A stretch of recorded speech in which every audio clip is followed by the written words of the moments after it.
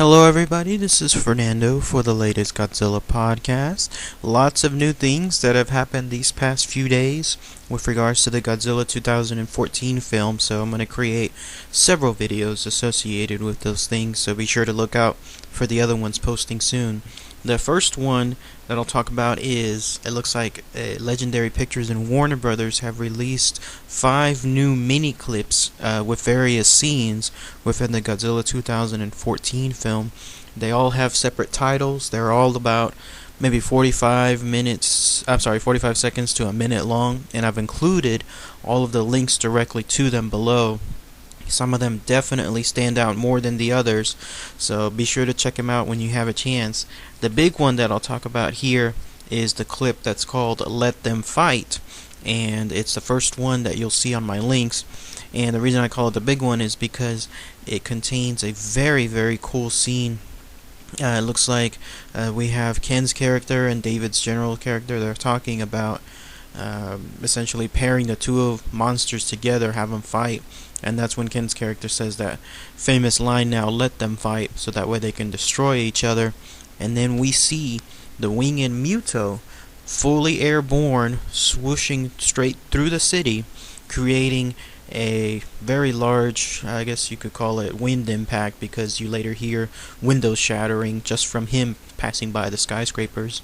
And then we see, it looks like it's Olsen's character running through the crowd, and this is a crowd that's stuck on some traffic, and as they're running away from the Muto, they're inadvertently running towards Godzilla, who rises up from the skyscraper and looks like he's about to take on the Muto himself.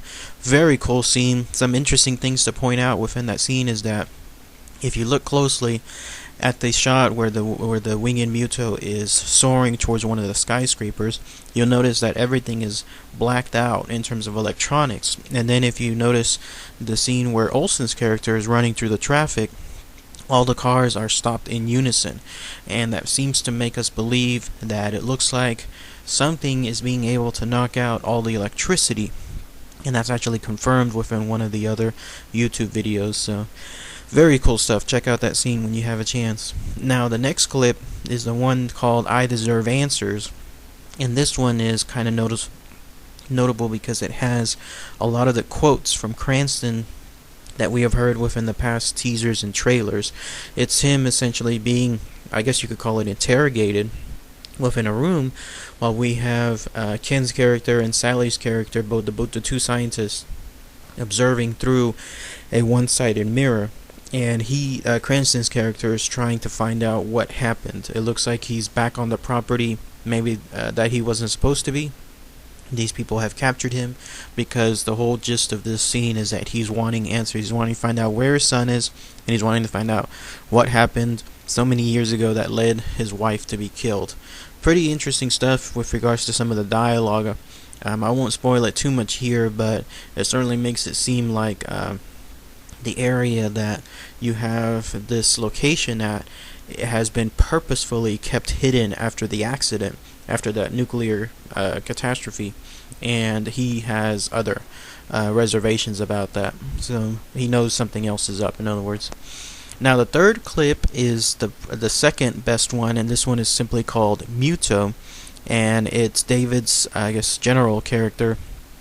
He's inside a war room, if you will, and he's walking around explaining what Muto is, and he identifies what Muto stands for, which I believe, if I remember correctly, it was Massive Unidentified Terrestrial Object or Organism, and that's essentially the term, or the coined term, that they've created for this monster. Now, the interesting thing about this clip is that it confirms what I was talking about with the first clip, with all those items inside the office being blacked out and all the cars being blacked out from electricity. He confirms that this thing is able to emit an electromagnetic pulse strong enough to stop the military from attacking Muto. So that is one of the now confirmed attacks that Muto has. Somehow this winged Muto, is able to emit a very strong EMP that can knock out electricity. Based on the previous scene where the winged Muto soars through the skyscraper, it was very far away from the city. and already the city was blacked out. And now the Muto soars into it. So apparently it can have a very long range attack. It's long enough so that David's general character, he states that the only thing they can do is have not a close pursuit, but just to follow. That's all they can do at most, because anything else essentially gets knocked out. And that leads to what we saw in all the previous trailers with those fighter jets landing into the sea all intact. It led us to confirm that yes, this thing can emit those EMPs anywhere it aims at. And in the case of those fighter jets, they were hit in midair with the EMP totally knocked out, and all they can do is just crash land at that point. Very effective stuff. Interesting too, because this is what one of the other large kaijus or monsters within Pacific Rim had the ability to do as well.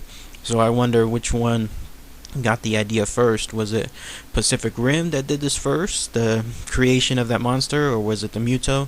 Since again, this film has been in creation now for almost 4 years, so it'll be fascinating to theorize which monster came first on there.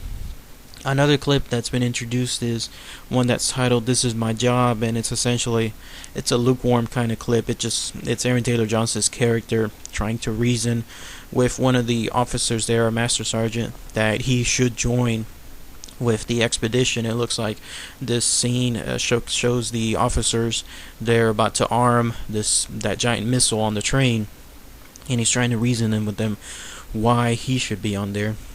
So not really much associated with that particular clip. But the last one, the one that's called "You Need to Get Out of There," that is a very good clip. I highly recommend to check that one out.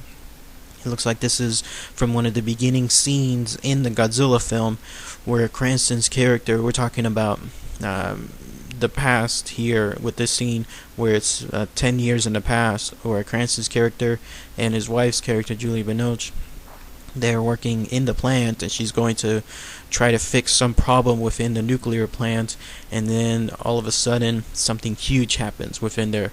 Something is causing the plant to, not, I guess you call it self-destruct.